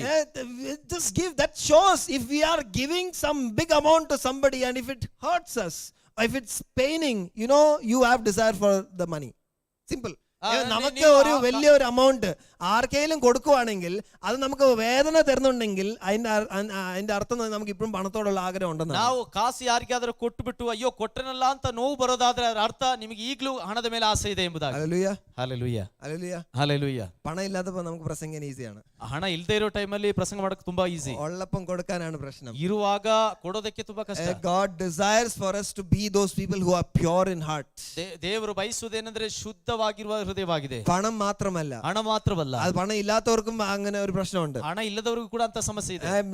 ദൈവവചനം വായിക്കുമ്പോൾ ದೇವರ ವಾಕ್ಯ ಓದುವಾಗ it is told that it is blessed to give than to receive. കൊടുക്കുന്നതാണ് കൂടുതൽ അനുഗ്രഹപ്പെട്ടിരിക്കുന്നത്. ಕೊಡುವಂತದಾಗಿದೆ ತಗೊಳ್ಳೋದಕ್ಕಿಂತ ಆಶೀರ್ವಾದ. അത് അപ്പോസ്തല പ്രവൃത്തി 20:35 വാക്യത്തിൽ പറയുന്നുണ്ട്. ಅಪೊಸ್ತಲರ ಕೃತ್ಯಗಳು 20:35 വാക്ಯ When we ಹೇಳಲ್ಪಟ್ಟಿದೆ. see in the book of Matthew and in the book of Luke, Mathai ലൂക്കോസിലും വരുമ്പോൾ, ಮತ್ತಾಯನ ಬರೆದ ಸುವಾರ್ತೆ ಲೂಕನ ಬರೆದ ಸುವಾರ್ತೆಗೆ ಬರುವಾಗ, കൊരിന്ത്യയിലും വായിക്കുമ്പോൾ, ಕೊರಿಂಥ್ಯ ಇಲ್ಲಿ what ಬರೆಯುವಾಗ we see is that it is teaching how to give. നമ്മൾ എങ്ങനെ കൊടുക്കണം, കൊടുക്കുന്നവർക്ക് എന്തോ ആശീർവാദം ഉള്ളതെന്ന് പറയുന്നുണ്ട്. ಕೊಡುವಂತವರಿಗೆ ಏನು ಆಶೀರ್ವಾದ ಎಂಬುದಾಗಿ ಕೂಡ ಹೇಳಲ್ಪಟ್ಟಿದೆ. ചിലരുണ്ട് വിചാരമുണ്ട്, ಕೆಲವರ ಆಲೋಚನೆ ಇದು, ഞാൻ പാവപ്പെട്ടവനാ, ನಾನು ಪಾಪದವನಾಗಿದ್ದೀನಿ, ഞാൻ ബടവൻ, എനിക്ക് പൈസ ഇല്ലാത്ത ഒരു വ്യക്തിയാണ്, ನಾನು ಬಡವನಾಗಿದ್ದೇನೆ, ಹಣ ಇಲ್ಲದವನಾಗಿದ್ದೀನಿ, ഞാൻ റിസീവിംഗ് എൻഡിലാണ്, ನಾನು ಹೊಂದಿಕೊಳ್ಬೇಕಾದವನಾಗಿ, എനിക്ക് കിട്ടണം, ನನಗೆ ಸಿಗಬೇಕು. ഈ കിട്ടണം എന്ന് വരുന്നത് പാവപ്പെട്ടവർക്ക് തുടങ്ങിയിട്ട് അവർ പണക്കാരായാലും കിട്ടണം എന്ന് മാത്രമേ ചിന്തിക്കത്തുള്ളൂ. ಬಡತನದಿಂದ ಈ ಸಿಗ್ಬೇಕು ಅನ್ನೋರು ಬಡತನದಿಂದ ಐಶ್ವರ್ಯವಂತನಾದ್ರೂ ಕೂಡ ಸಿಗ್ಬೇಕು ಅಂತ ಹೇಳ್ತಾರೆ. When we read from the Sermon on the Mount, പർവ്വത പ്രസംഗങ്ങൾ നമ്മൾ നോക്കുമ്പോൾ, ಪರ್ವತ ಪ್ರಸಂಗವನ್ನು ನಾವು ನೋಡುವಾಗ, we see that there is treasures that we keep in heaven. Chapter 6 we read that. ನಮಗೆ ನೋಡಬಹುದು 6ನೇ ಅಧ್ಯಾಯದಲ್ಲಿ ನೋಡಬಹುದು treasures in heaven, ಸ್ವರ್ಗ ರಾಜ್യത്തിൽ നിക്ഷേപം വെക്കുന്നത്, ಪರಲೋಕ ರಾಜ್ಯದಲ್ಲಿರುವಂತಹ ನಿಕ್ಷೇಪದ ಕುರಿತಾಗಿ, അത് ഇവിടെ കൊടുക്കുന്നതാണ്, പരലോക രാജ്യത്തിൽ നിക്ഷേപം വെക്കുന്നതാണ് കാണിക്കുന്നത്. അവിടെ ಪರಲೋಕ ರಾಜ್ಯದಲ್ಲಿ ನಿಕ್ಷೇಪ ಅಂದ್ರೆ ಅದು ಇಲ್ಲಿ ಕೊಡುವಂತದಾಗಿದೆ. അത് നിക്ഷേപം വെക്കണേ പാവപ്പെട്ടനാണെങ്കിലും ധനികനാണെങ്കിലും ഇവിടെ കൊടുത്തെങ്കിലേ അവിടെ നിക്ഷേപം വരത്തുള്ളൂ. ನಿಕ್ಷೇಪ ನಮಗೆ ಅಲ್ಲಿ ಸಿಗಬೇಕಾದ್ರೆ ಈ ಪಾಪದವನಾಗ್ಲಿ ಧನವಂತನಾಗ್ಲಿ ಇಲ್ಲಿ ಕೊಟ್ರೆ ಮಾತ್ರವೇ ಅಲ್ಲಿ ಸಿಗುವಂತದ್ದು. പാവപ്പെട്ടമാർക്ക് വേറെ ഒരു വചനം, ധനികന്മാർക്ക് വേറെ വചനമല്ല ഇവിടെ തന്നേക്കുന്നത്. ಬಡವರಿಗೆ ಮತ್ತೆ ಐಶ್ವರ್ಯವಂತನಿಗೆ ಬೇರೊಂದು ವಾಕ್ಯ ಅಂತ ಇಲ್ಲಿ ಹೇಳಲ್ಪಟ್ಟಿದೆ. The rule is the same for everybody. ಎಲ್ಲರಿಗೂ ಎಲ್ಲಾ ರೂಲ್ಸ್ ಒಂದೇ ಆಗಿದೆ. Whatever you receive, what can you give? ಏನು ನೀವು ದೊರಕಿತೋ ಅದು ಏನು ನಿಮಗೆ Do you have time? What can you give? Can you give your time? ಸಮಯವಿದ್ರೆ ಸಮಯ ಕೊಡಕ್ಕಾಗುತ್ತಾ? Are you giving your time? ಆಗುತ್ತಾ ಅಂತಲ್ಲ, ನೀವು ಸಮಯ ಕೊಡ್ತಾ ಇದ್ದೀರಾ. നിങ്ങൾക്ക് പണമുണ്ടോ? പണം കൊടുക്കാൻ പറ്റുന്നുണ്ടോ? സമയ ಕಾಸಿದೆಯಾ? ಕಾಸು ಕೊಡಕ್ಕಾಗ್ತಿದೆಯಾ? പണവും സമയം രണ്ടും തന്നിട്ടുണ്ട്, രണ്ടും കൊടുക്കാൻ പറ്റുന്നുണ്ടോ? ಸಮಯವು ಮತ್ತು ಹಣವನ್ನ ಎರಡು ಕೊಡಕ್ಕಾಗ್ತಿದೆಯಾ? I was talking to one of the brothers and sisters in our church. ನಮ್ಮ ಸಭೆಯ ಒಂದು ಸಹೋದರ ಸಹೋದರಿಯೊಂದಿಗೆ ಮಾತಾಡ್ತಿದ್ದೆ. ഞാൻ പറയുമായിരുന്നു, അവർ പറഞ്ഞു നമ്മൾ എന്തോ ചെയ്യാൻ പറ്റും. There is nothing that we can do. നമുക്കൊന്നും ചെയ്യാനില്ല. We are thinking what we can do. ಅವರು ಹೇಳ್ತಿದ್ರು ನಮ್ಮಿಂದ ಏನು ಮಾಡಕ್ ಆಗೋದಿಲ್ಲ ಎಂಬುದು. When we had recently gone as a family to one of the villages. ಒಂದು ವಿಲೇಜ್ ಅಲ್ಲಿ ಒಂದು ಕುಟುಂಬಕ್ಕೆ ಹೋಗಿದ್ವಿ. ഞാൻ അവിടെ പോയപ്പോൾ കുറെ പിള്ളേരെ നമ്മൾ കണ്ടു. ಅಲ್ಲಿ ಹೋದಾಗ ತುಂಬಾ ಮಕ್ಕಳನ್ನ ನೋಡಿದ್ವಿ. അവർക്ക് പഠിപ്പില്ല, അവർക്ക് മനസ്സിലാവുന്നില്ല. They don't understand. There is nobody to teach them. ಅವರಿಗೆ ಕಲಿಸಿ ಕೊಡೋದಕ್ಕೆ ಯಾರು ಕೂಡ ಇದ್ದಿದ್ದಿಲ್ಲ. We were telling to that family, like, don't you know to read and write? നിങ്ങൾക്ക് എഴുതാനും വായിക്കാൻ അറിയത്തില്ല, ನಿಮಗೆ ಬರೆಯೋಕೆ ಓದಕ್ಕೆ ಬರಲ್ಲ ಅಂತ ಕೇಳಿ. Can't you give that talent? ആ ഒരു ടാലന്റ് നിങ്ങൾ മറ്റുള്ളവർക്ക് ഉപയോഗിക്കാൻ പറ്റുമോ? ಆ ಒಂದು ಟ್ಯಾಲೆಂಟ್ ಅನ್ನು ಮತ್ತೊಬ್ಬರಿಗೆ ಉಪಯೋಗಿಸಕ್ಕಾಗೋದಿಲ್ಲ. നിങ്ങൾ മറ്റുള്ളവരെ പഠിപ്പിക്കാൻ പറ്റുമോ? ಮತ್ತೊಬ್ಬರನ್ನ ನಿಮಗೆ You ಕಲಿಸಕ್ಕಾಗುತ್ತಾ? have time but you don't know what to do. ನಿಮಗೆ ಸಮಯವಿದೆ ಆದ್ರೆ ಏನ್ ಮಾಡ್ಬೇಕು ಅಂತ ಗೊತ್ತಿಲ್ಲ. Can you catch hold of them? Our church has so many young children who don't know to read and write properly. ನಮ್ಮ ಸಭೆಯಲ್ಲಿ ಎಷ್ಟೋ ಯೌವನಸ್ಥ ಮಕ್ಕಳಿದ್ದಾರೆ, ಅವರಿಗೆ ಓದಕ್ಕೆ ಬರೆಯಕ್ಕೆ ಬರೋದಿಲ್ಲ. അവരെ പഠിപ്പിക്കാനായിട്ട് കുറച്ച് എഫർട്സ് എടുക്കാൻ പറ്റുമോ? ಅವರನ್ನ ಕಲಿಸೋದಕ್ಕೋಸ್ಕರ ಸ್ವಲ್ಪ ಸಮಯವನ್ನು ತಗೊಳ್ಳಿ. You don't have to think about money when it comes to giving. It's not at all money. Money is the cheapest thing. ಹಣದ ಕುರಿತಾಗಿ ಯೋಚನೆ ಮಾಡಕ್ ಬರಬೇಡಿ. ಯಾವಾಗ കാശിനെ കുറിച്ച് അല്ല ഇവിടെ കൊടുക്കുന്നു പറയുമ്പോ കാശ് മാത്രം നമ്മൾ ചിന്തിക്കാതെ ಕಾಸನ್ನ ಕುರಿತಾಗಿ ಕೊಡೋದು ಕುರಿತಾಗಿ ಯೋಚನೆ ಮಾಡಬೇಡಿ. നമുക്ക് ഉള്ളതാണ് നമുക്ക് കൊടുക്കാൻ പറ്റുന്നത്. ನಮಗೆ ಏನಿದೆ ಅದು ನಾವು ಕೊಡಬೇಕು. നമുക്കുള്ളത് പഠിപ്പാണോ? ನಮಗೆ ಚೆನ್ನಾಗಿ ವಿದ್ಯೆ ಇದೆಯೋ നമുക്ക് കൊടുക്കാം. ಆ ವಿದ್ಯೆ ನಮಗೆ ಕೊಡೋಣ. Whatever we have, let us start to give it to others. ನಮಗೆ ಏನಿದೆ ಅದು ನಾವು ಕೊಡೋಣ. And when we see that's the kind of a heart that God is looking for. ಅಂತಹ ಹೃದಯ ಉಳ್ಳವರನ್ನ ದೇವರು ಹುಡುಕುತ್ತಿದ್ದಾರೆ. ദൈവം ആഗ്രഹിക്കുന്ന അങ്ങനത്തെ ഒരു ഹൃദയമാണ് ചെയ്യാൻ മനസ്സുള്ള ഹൃദയം. ದೇವರು ಬಯಸುವಂತದ್ದು ಹಾಗೆ ಮಾಡೋಕೆ ಇರುವಂತ ಹೃದಯವನ್ನಾಗಿದೆ. A heart that is selfless. ಸ್ವಾರ್ಥತೆ ಇಲ್ಲಂತ ಮನಸ್ಸು, ഒരു സ്വാർത്ഥതയും ഇല്ലാത്ത ഒരു ഹൃദയം, മറ്റുള്ളവർക്ക് എന്ത് ചെയ്യാനും തയ്യാറായിരിക്കും ഹൃദയം. ಮತ್ತೊಬ್ಬರಿಗೋಸ್ಕರ ಏನ್ ಮಾಡೋದಕ್ಕೂ ಸಿದ್ಧವಾಗುವಂತ ಒಂದು ಹೃದಯ. അങ്ങനത്തെ ഹൃദയമുള്ളവർക്ക് എന്തോ കിട്ടുന്നതെന്ന് അറിയാമോ? ಅಂತಹ ಹೃದಯ ಇರುವವರಿಗೆ ಏನ್ ಸಿಗುತ್ತೆ ಗೊತ್ತಾ? എന്തോ കിട്ടുന്നത്? ಏನ್ ಸಿಗುತ್ತೆ? യേശുവിനെ കിട്ടും. ಯೇಸು ಸ್ವಾಮಿ Jesus will himself entrust into us and he'll come into us. ಅಂತಹ ವ್ಯಕ್ತಿಗಳೊಂದಿಗೆ ಯೇಸು ಸ್ವಾಮಿ ಬರುತ್ತಾರೆ. Rest everybody will be just in that line of followers who are following Jesus. ಯೇಸು ಸ್ವಾಮಿಯನ್ನು ಹಿಂಬಾಲಿಸುವಂತ ಹಿಂಬಾಲಕರಾಗದಂತೆ ബാക്കിയുള്ളവരെല്ലാം യേശുവിന്റെ പിമ്പാലെ ഇങ്ങനെ നടന്നുകൊണ്ടിരിക്കുന്ന ജനമാണ്. ബാക്കിയിರುವಂತ ಜನರೆಲ್ಲ ಯೇಸು ಸ್ವಾಮಿಯನ್ನು ಹಿಂಬಾಲಿಸುವವರಂತ. യേശു എവിടെ പോകുന്നു അവിടെ കൂടെ ഉണ്ട്. ಯೇಸು ಸ್ವಾಮಿ ಎಲ್ಲಿ ಹೋಗ್ತಾರೆ ಅಲ್ಲಿದ್ದಾರೆ. ഞാൻ കാണാൻ നിൽക്കുവാണ്, യേശുവിന്റെ അത്ഭുതം കാണാൻ നിൽക്കുവാണ്. ಯೇಸು ಸ್ವಾಮಿ ಅದ್ಭುತ ನೋಡೋಕೋಸ್ಕರ ನಿಂತ್ಕೊಂಡಿದ್ದೀನಿ. When we come to chapter 6 we understand that. 6ನೇ ಅಧ್ಯಾಯಕ್ಕೆ ಬರುವಾಗ ನೋಡಬಹುದು. John chapter 6, I have taken a study on that. I'm like, you read chapter 6, you'll understand how these followers are following Jesus. ಹೇಗೆ ಹಿಂಬಾಲಕರು ಯೇಸು ಸ್ವಾಮಿಯನ್ನು ಹಿಂಬಾಲಿಸುತ್ತಾರೆ ಎಂಬುದಾಗಿ ನಾವು ಯೋಹಾನ ಬರೆದ ಸುವಾರ್ತೆ 6ನೇ ಅಧ್ಯಾಯದಲ್ಲಿ ಓದಬಹುದು. Boat പിടിച്ച് they are just traveling kilometers and kilometers. They are traveling and coming to meet Jesus. ಹಡಗಿನಲ್ಲಿ ಪ್ರಯಾಣ ನಡೆಸಿ ಯೇಸು ಸ್ವಾಮಿಯನ್ನು ನೋಡೋದಕ್ಕೋಸ್ಕರ ಎಷ್ಟೋ ಕಿಲೋಮೀಟರ್ ಪ್ರಯಾಣ ಮಾಡಿ ಬರ್ತಿದ್ದಾರೆ. Jesus knew their heart. ಯೇಸು ಸ್ವಾಮಿಗೆ ಅವರ ಹೃದಯವು ಗೊತ್ತಾಗಿತ್ತು. Jesus looks at them and says, you are following me because you want to eat bread. That's Yesu it. ಸ್ವಾಮಿ ಅವರನ್ನು ನೋಡಿ ಹೇಳಿದಂತ ಮಾತಾಗಿದೆ, ನೀವು ನನ್ನನ್ನು ಹಿಂಬಾಲಿಸೋದು ಆಹಾರಕ್ಕೋಸ್ಕರ ಮಾತ್ರವಾಗಿದೆ. What it's actually നമുക്കൊരു നാണക്കേട് കാണണം ചിലപ്പോഴൊക്കെ. എന്താന്ന് പറഞ്ഞാൽ യേശു നമ്മളെ അറിയുന്നുണ്ടല്ലോ എന്നുള്ള ഒരു നാണക്കേട് വേണം. ನಮಗೆ ಕೆಲವೊಂದು ಆವರ್ತಿ ಒಂದು ನಾಚಿಕೆ ಆಗಬೇಕು, ಯೇಸು ಸ್ವಾಮಿ ನಮ್ಮ ಹೃದಯದಲ್ಲಿ ಇರುವಂತ ಕಾರ್ಯ ತಿಳಿದಿದ್ದಾನಲ್ಲ. Sometimes we need to be ashamed of the kind of things that are running in our hearts because Jesus knows our hearts. ದೇವರು ನಮ್ಮ ಹೃದಯವನ್ನು ತಿಳಿದಿರುವುದನ್ನು ನಾವು ಸ್ವಲ್ಪ ನಾಚಿಕೆ ಪಡ್ಕೊಳ್ಳೋರಾಗಿರಬೇಕು. Jesus knows our hearts. He knows what we have done and come and sit here. ಯೇಸು ಸ್ವಾಮಿಗೆ ನಮ್ಮ ಹೃದಯ ಏನೆಂಬುದಾಗಿ ಗೊತ್ತಿದೆ, ಏನು ಪಾಪ ಮಾಡಿ ಬಂದಿದೆಯೋ ಕೂಡ ಗೊತ್ತಿದೆ. Don't think that Jesus is not an entity. ഒരു വ്യക്തിയെ അല്ലെന്ന് വിചാരിക്കില്ല. Jesus is God who is ever present. He knows it. ಆತನಿಗೆ ಎಲ್ಲವೂ ಕೂಡ ಗೊತ್ತಿದೆ. ആരുമല്ല ഇവിടെ ആരും ഇല്ലല്ലോ എന്ന് ഓർത്ത് വിടരുത്. ಇಲ್ಲಿ ಯಾರು ಇಲ್ವಲ್ಲ ಅಂತ ಹೇಳಿ ನೀವು ಏನು ಅನ್ಕೋಬೇಡಿ. Jesus is present in our midst. ಯೇಸು ಸ್ವಾಮಿ ನಮ್ಮ ಮಧ್ಯದಲ್ಲಿ ಇದ್ದಾನೆ. And it's clear cut to him everything that is running in our heads. നമ്മുടെ മനസ്സിൽ ഓടുന്ന എല്ലാ കാര്യങ്ങളും ക്ലിയർ ആയിട്ട് ദൈവത്തിന് അറിയാം. ನಮ್ಮ ಮನಸ್ಸಲ್ಲಿ ಇರುವಂತದ್ದು ಎಲ್ಲವೂ ಕೂಡ ಆತನಿಗೆ ಗೊತ್ತಿದೆ. Sometimes when we keep asking, when he mentioned, like when we keep asking certain, ഇവിടെ എന്തിനാ വന്നേന്ന് ചോദിക്കുമ്പോൾ നമ്മൾ ചില കാര്യങ്ങൾ ലഭിക്കാൻ വേണ്ടിയല്ല. ನಾವು ಇಲ್ಲಿ ಯಾಕೆ ಬಂದಿದ್ದೀವಿ ಅಂತ ಕೇಳುವಾಗ ಕೆಲವೊಂದು ವಸ್ತುಗಳ ಹೊಂದಿಕೊಳ್ಳೋಕೋಸ್ಕರ ಅಲ್ಲ. ഞാൻ പലപ്പോഴും വസ്തുക്കളെ കുറിച്ച് നമ്മുടെ ഹൃദയം ദൈവത്തിന് അറിയാം. ನಮ್ಮ ಹೃದಯ ದೇವರಿಗೆ ಗೊತ್ತಿದೆ. There are times when we come to the presence of the Lord with much pain. ಅನೇಕ ವೇದನೆയോടെ വരുന്നവരുണ്ട്. ಅನೇಕ ಆವರ್ತಿ ದೇವರ ಸನ್ಮುಖಕ್ಕೆ ಬರುವಾಗ ಅನೇಕರು ನೋವಿನಿಂದ ಬರ್ತಾರೆ. ചില കാര്യങ്ങൾ നടന്നില്ല, ಆ ഒരു വേദന കാണും. ಕೆಲವೊಂದು ಕಾರ್ಯಗಳು ನಡೆದಿಲ್ಲ ಅಂತ ಒಂದು ನೋವು ಇರುತ್ತೆ. Right, there are some people who are coming with much grief, probably family problems. ಕೆಲವರು ಕುಟುಂಬ ಸಮಸ್ಯೆ ನಿಮಿತ್ತವಾಗಿ ಬರುತ್ತಾರೆ. അവർ ആ കാര്യങ്ങൾ നമുക്ക് ദൈവവേല ചെയ്യാൻ വേണ്ടി ഒരു തടസ്സമായിട്ട് വരുന്ന ചില കാര്യങ്ങളുണ്ട്. ಆ ದೇವರ ಸೇವೆ ಮಾಡೋದಕ್ಕೆ ತಡೆಯಾಗಿ ಬರುವಂತ ಕೆಲವೊಂದು ಕಾರ್ಯಗಳಿದೆ. അത് ചിലപ്പോൾ ഫാമിലി പ്രോബ്ലംസ് ആകാം. ಅದು ಕುಟುಂಬದ ಸಮಸ್ಯೆ ಆಗಿರಬಹುದು. ചിലപ്പോൾ വേറെ പല കടത്തിന്റെ പ്രശ്നമാകാം. ಇಲ್ಲ ಸಾಲದ ಸಮಸ್ಯೆ ಆಗಿರಬಹುದು. Those pain when it's there. ಆ ಸಮಸ್ಯೆ ಆ ನೋವು ಇರುವಾಗ do you know that God knows that also?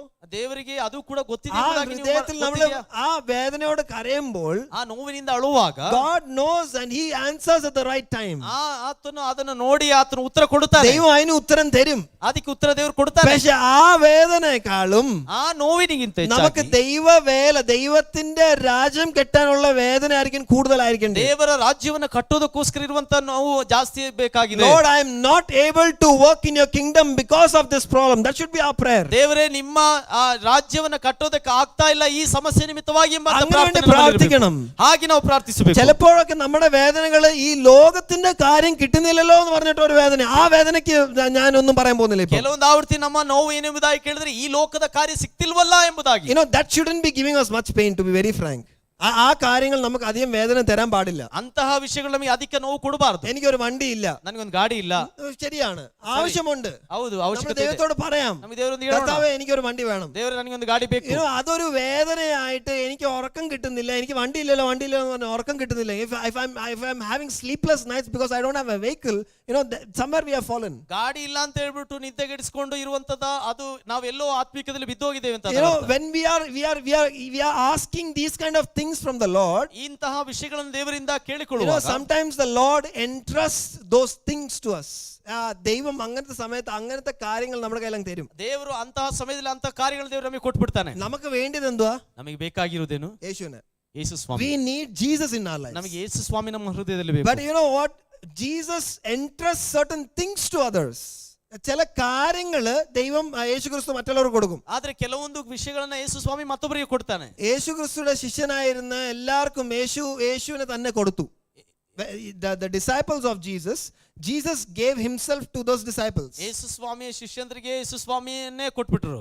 എന്നാൽ ഒരു ഡിസൈപ്പിളിന് യേശു പണത്തിന്റെ പെട്ടിയാണ് കൊടുത്തത്. ಆದ್ರೆ ಒಬ್ಬನಿಗೆ ಮಾತ್ರ ಯೇಸು ಸ್ವಾಮಿ ತನ್ನ ಹಣದ ಕೊಟ್ಬಿಟ್ರು. Jesus gave the treasury to one other disciple. ಆ ಹಣಕಾಸಿನ ವ್ಯವಹಾರವನ್ನು ಒಬ್ಬ ಶಿಷ್ಯನಿಗೆ ಕೊಟ್ಬಿಟ್ರು. You know, the reason he gave is not because he did not know Judas Iscariot. ಅದರ ಅರ್ಥ ಯೇಸು ಸ್ವಾಮಿಗೆ ಯೂದ ಇಸ್ಕರಿಯೋತ ಕುರಿತ ಗೊತ್ತಿದ್ದಿಲ್ಲ ಅಂತ. യേശുവിന് യൂദാസിനെ കുറിച്ച് അറിഞ്ഞിട്ടും ആ പണത്തിന്റെ അവിടെയാണ് കൊടുത്തത്. ಯೂದನ ಕುರಿತಾಗಿ ಗೊತ್ತಿದ್ದೇ ಹಣದ ಕಾಸು ವಹಿಸಲು ಅವನಿಗೆ ಒಪ್ಪಿಸಿದನು. You know, when there is more money coming into us, ಹೆಚ್ಚಾದಂತ ಹಣ ನಮಗೆ ಬರುವಾಗ, I'm just giving a spiritual emphasis on that.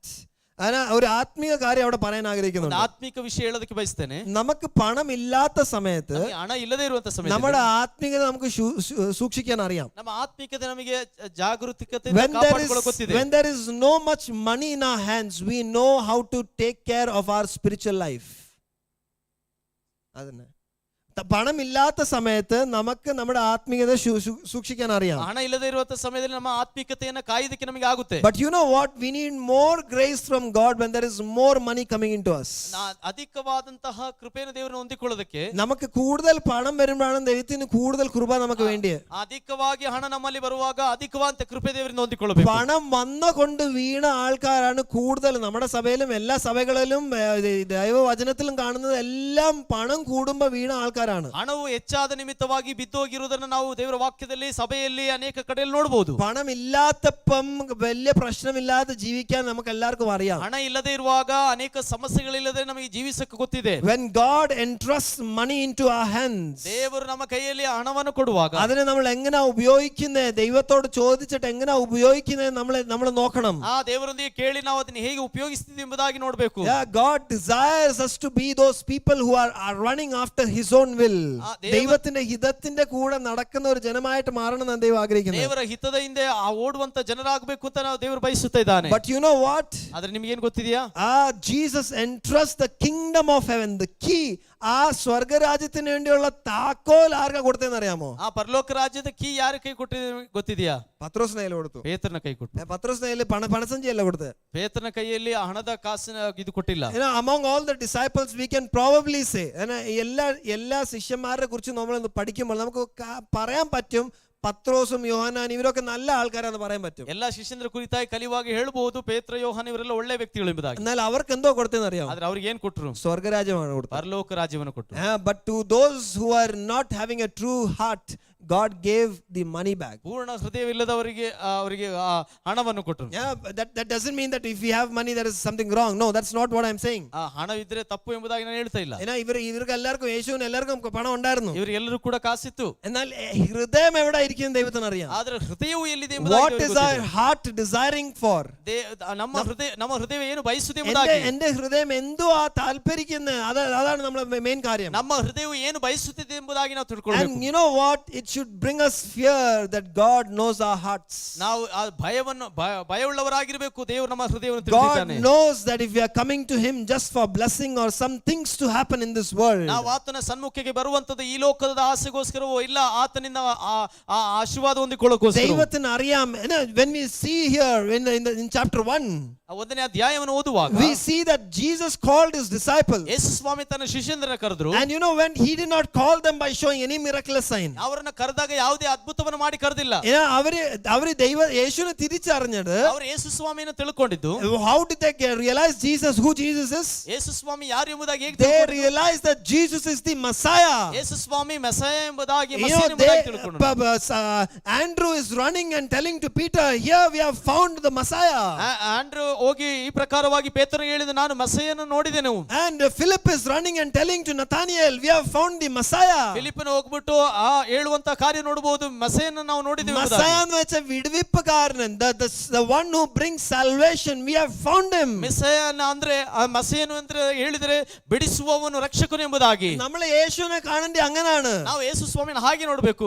The Zacchaeus saw Jesus as a Messiah. ಜಕ್ಕಾಯನು ಯೇಸು ಸ್ವಾಮಿಯನ್ನ ಮೆಸ್ಸಾಯನಾಗಿ ನೋಡಿದನು. Now when we see Jesus as the Messiah, ಯೇಸು ಸ್ವಾಮಿಯನ್ನು ಮೆಸ್ಸಿಯನಾಗಿ ನೋಡಿದಾಗ he gives us the key to the kingdom of heaven. ಆ ಪರಲೋಕ ರಾಜ್ಯದ ಬೀಗದ ಕೀಯನ್ನು ಕೊಟ್ಟನು. ಆತನು. Luke chapter 8 and verse 10. ಲೂಕನ ಬರೆದ ಸುವಾರ್ತೆ 8ನೇ ಅಧ್ಯಾಯ 10ನೇ ವಾಕ್ಯ. അവിടെ ഒരു there is a parable that is mentioned. ಅಲ್ಲಿ ಒಂದು ಸಾಮ್ಯವು ಹೇಳಲ್ಪಟ್ಟಿದೆ. The parable of the sower. ಬೀಜ ಬಿತ್ತುವವನ ಕುರಿತಾಗಿ. അതിനെ കുറിച്ച് ഞാൻ നേരത്തെ എടുത്തിട്ടുണ്ട്. I just want to mention there. Just ನಾನು ಹೇಳೋದಕ್ಕೆ ಬಯಸುತ್ತೇನೆ. It's over there we see that there is these disciples who come to Jesus and ask what is the meaning of this. ಯೇಸು ಸ್ವಾಮಿ ಶಿಷ್ಯರ ಬಗ್ಗೆ ಕೇಳ್ತಾ ಇದ್ರೆ ಅರ್ಥವೇನು ಎಂಬುದಾಗಿ. ಒಂದು ವಾಕ್ಯ ಬೆಟ್ಟನ್ನು ಒಮ್ಮೆ ಓದಿಕೊಳ್ಳೋಣ. Read that very quickly. Luke chapter 8 verse 10. ಲೂಕನ ಬರೆದ ಸುವಾರ್ತೆ 8ನೇ ಅಧ್ಯಾಯ 10ನೇ ವಾಕ್ಯ.